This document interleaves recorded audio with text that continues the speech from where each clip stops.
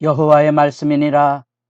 보라, 내가 내 백성 이스라엘과 유다의 포로를 돌아가게 할 날이 오리니 내가 그들을 그 조상들에게 준 땅으로 돌아오게 할 것이니 그들이 그 땅을 차지하리라. 여호와께서 말씀하시니라. 새벽을 깨우는 거룩한 기도자 여러분, 주의 말씀의 울림이 새로와 모든 연시를 살아가며 하늘의 빛에 영광을 이루어가 살아가는 아름다움이 주 안에서 새롭기를 소망합니다.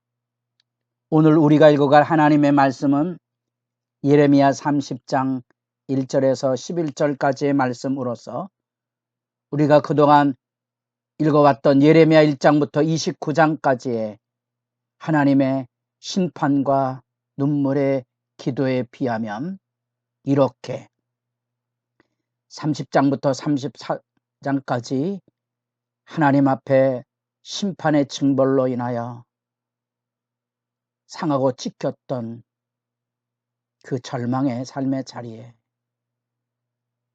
예레미야 8장에 울부짖었던 길라앗에는 향유가 있지 아니한가?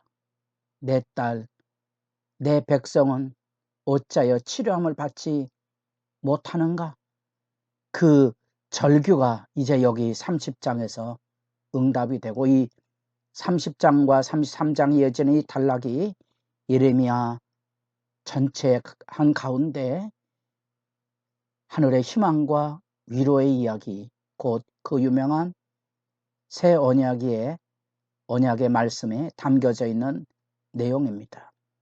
우리가 그래서 성경을 읽어가며 포로와 이 이스라엘 백성이 겪어야만 됐던 고난의 여정이 죄의 징벌로 인하여 겪어야만 되는 심판이었다면, 예레미야가 그렇게 눈물로 호소했던 의미가 이 죄의 징벌에 대한 의미를 깨달으라는 거죠. 우리가 죄 아래 있기에 우리는 그 죄 아래 산 삶을 실제로 고백하고 짊어지고 하나님 앞에 정결을 얻는 시간이 이 바벨론 포로의 기간이기에 예레미야는 멍에를 가져다 주었고, 바벨론 왕 느부갓네살을 하나님의 옳은 사람이라고 표현했던 겁니다. 이해가 되지 않는 부분이죠. 하나님만을 섬겨야 될 하나님의 백성이 지금 이방 왕을 섬기게 되었다는 거죠. 이게 바로 죄가 가져온 비극이거든요. 그 죄의 징벌 앞에 눈물의 세월을 보내면 그 기간이 70년이라 그랬죠. 그 하나님 앞에 겪어야 되는 그 70년, 하나님 앞에 겪어야 되는 이 죄의 징벌들이 바로 다니엘서 9장의 70년의 마칠이라는 다니엘의 감격과 더불어 느헤미야 1장에 나오는 땅끝에서부터 자기 백성을 모을 것에 대한 희망이 그렇게 담겨져 있는 겁니다. 그러게 이 포로기 안에 어쩌면 우리들도 하나님이 나를 버리셨다고 여기는 절망과 시련과 아픔의 인생의 여정, 역사 속에서도 우리는 희망을 일구는 사람이 되어야 되는 거거든요. 그게 회개입니다. 회개란 바로 절망의 땅에 눈물로써 희망을 씨 뿌려가는 삶이죠. 이 과정을 통하여 배우는 교훈이 있다면 새 언약인데, 그게 뭔가 하니 새 사람이 되게 하시겠다는 하나님의 의지입니다. 죄로 인하여 이 바벨론의 징벌을 받아야 된다면 하나님의 열심은 뭐냐? 죄의 지배로부터 자유로운 그 마음에 하나님의 법을 담아준 그 거룩한 구원의 변화, 놀라운 구원의 혁명이고 하나님의 나라의 도래가 여기 있는 겁니다. 그래서 예수 그리스도를 우리가 종말이라는 개념으로 받아들이는 것은, 종말은 저 마지막 때만을 이야기하는 게 아니고 내가 예수 그리스도와 더불어 죽고 그리스도와 더불어 살아나는, 나는 이미 예수 앞에 죽은 존재가 된 거죠. 새 사람이 되는 삶, 그게 종말이죠. 내가 꼭 죽음의 자리에 들지 않아도 여기 이미 내가 하나님 앞에 죽음을 선포하고, 그렇게는 나는 나를 위해 존재하는 게 아니고 나를 위해서 생명을 내어주신 그 크신 은혜와 사랑으로 살아가는, 새 사람으로 살아가는 삶의 모습, 그겁니다. 로마서 5장도 같이 한번 읽어보셔야 되겠죠. 새 사람으로 살아가는 1장부터 29장까지 이어졌던 심판과 통곡과 아픔의 여정 가운데 드디어 여호와께로부터 말씀이 예레미야에게 임하여 이르시니라.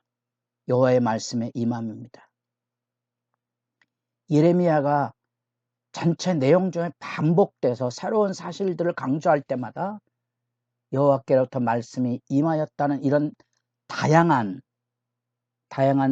공적인 언어 구절들이 있습니다.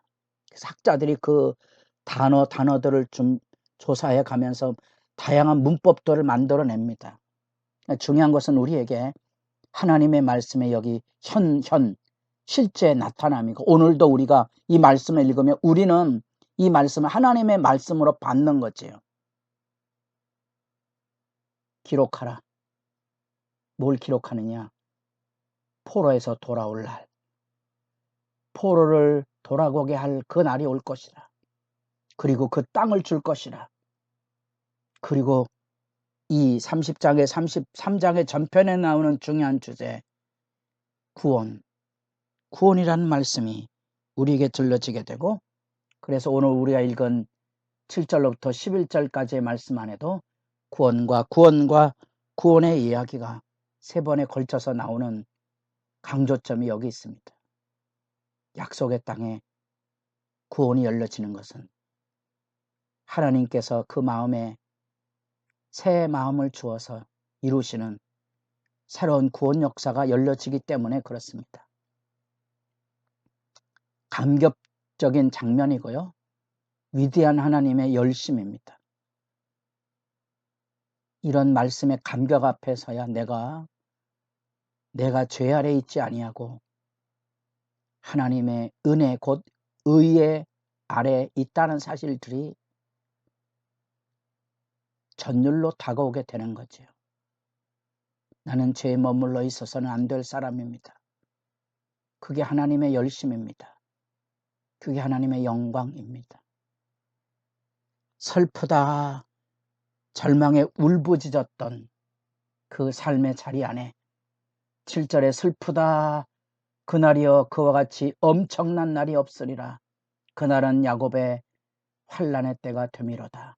그러나 그가 환난에서 구하여 냄을 얻으리로다. 이제는 바벨론 왕을, 이방인을 섬기지 아니하고 여호와 하나님을 섬기는, 그래서 하나님을 섬기는 그 하나님의 구원의 통치 안에 드디어 다윗이라는 왕권에 대한 회복도 들려주고 있습니다.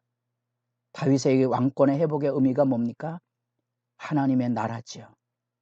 우리는 지금 구약의 이스라엘 백성들을 통하여 하나님의 은혜의 통치가 이루어진 다윗 왕 솔로몬 시대처럼 이제 우리는 예수 그리스도 안에서 온 세상의 왕 되신 예수 그리스도 우리의 왕으로서 하나님의 통치가 이루어지는 의의 나라로 부름을 받은 겁니다.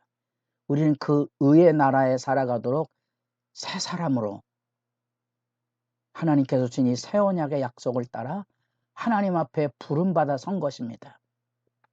그것이 구원입니다. 구원은 우리 안에 일하시는 이 하나님이 주신 하나님의 땅에 하나님이 주신 새 마음과 하나님의 뜻을 따르는 이 새 사람으로 살아가는 삶을 이야기합니다. 여러분들에게도 구원의 영광이 있기를 바랍니다. 구원의 영광이 바로 새 사람으로 살아가는 실제의 모습이고요. 그래서 두려움과 평안 없음에 심판의 자리에 있던 삶의 자리 안에 마치 해산하는 여인처럼 고통하고 절규하지만 그 안에 하나님께서 주시는 이제 구원의 역사가 새롭게 이루어지는 영광을 선포하고 있습니다. 이제 그러므로 너는 두려움과 평안이 없는 그 심판의 자리가 아닌, 그러므로 너는 이제 하나님의 임재가 열려지는데, 나의 종 야곱아 어디서 듣던 말씀입니까? 이사야를 통하여 반복이 되던 하나님의 구원의 이야기 아닙니까? 그리고 그곳에 내가 너와 함께 하겠다는, 내가 너와 함께 함으로 이제 두렵게 할 자가 없는 태평과 안락이 이루어지는 구원이 여기 있을 거라는 거지요. 우리에게 하나님의 말씀이 주는 감격이 있다면 그것은 이 하나님의 구원의 의지, 곧 하나님의 열심입니다. 그래서 모든 이방을 심판하고 두려움과 평안 없음으로 압제하던 악의 세력을 다 무너뜨리고 하나님께서 자기 백성과 함께 이제는 태평과 안락, 기쁨과 즐거움으로 노래할 새로운 역사를 여는데, 그것이 구원입니다. 우리에게 열려진 하나님의 구원의 영광이 이 새벽을 깨우는 은총이기를 바라고, 우리가 하나님을 섬겨 살아가는 삶의 자리가 언제나 이 구원의 기쁨을 노래하고 즐거워하는 아름다운 삶의 여정이 되기를 바랍니다. 때로는 사망의 음침한 골짜기를 지나야 되는 어두운 여정, 잊지 마십시오. 바로 거기서도